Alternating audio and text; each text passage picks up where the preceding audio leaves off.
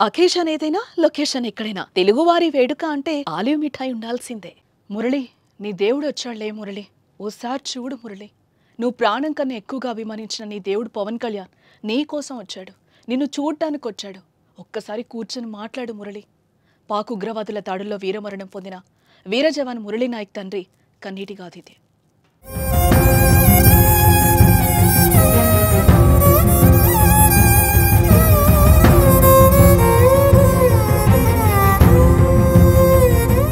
కల్లితండ శోకసంద్రంగా మారింది.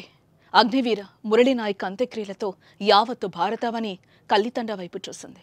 ఆపరేషన్ సింధూర్లో భాగంగా ఈ నెల 9న పాకిస్తాన్ ముష్కరుల తూటాలకు కశ్మీర్లో అసువులు బాసిన ముడావత్తు మురళీ నాయక్ అంత్యక్రియలు ప్రభుత్వ సైనిక లాంఛనాల నడుమ కుటుంబ పెద్దల సమక్షంలో సంప్రదాయ పద్ధతిలో మృతదేహాన్ని ఖననం చేశారు.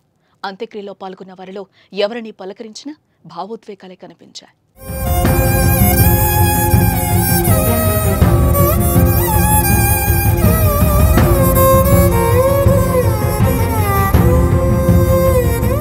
మరోపక్క వీర జవాన్ కడసారి చూపు కోసం ఏపీ మంత్రులు కదిలొచ్చారు.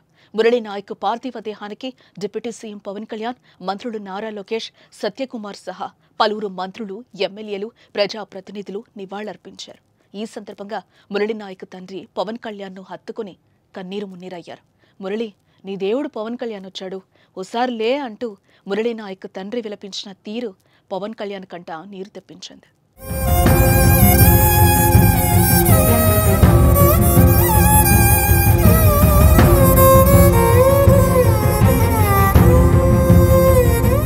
మరోపక్క మురళీ నాయక్ కుటుంబానికి రాష్ట్ర ప్రభుత్వం తరపున 50 లక్షల ఆర్థిక సహాయం, 5 ఎకరాల భూమి, ఇంటి స్థలం, కుటుంబంలో ఒకరికి ప్రభుత్వ ఉద్యోగం కల్పిస్తామని పవన్ కళ్యాణ్, నారా లోకేష్ హామీనిచ్చారు. అయితే వీర జవాన్ మురళీ నాయక్ పవన్ కళ్యాణ్కు వీరాభిమాని. పవన్ను ఈ విధంగా తన దగ్గరికి రప్పించుకోవడం బాధాకరమని మంత్రి సత్యకుమార్ అన్నారు. ఇదిలా ఉంటే వీర జవాన్ కుటుంబానికి 25 లక్షల వ్యక్తిగత సాయం చేస్తానని పవన్ హామీనిచ్చారు. ఇంకా ఎలాంటి సాయం కావాలన్నా ఇచ్చేందుకు సిద్ధంగా ఉన్నామన్నారు.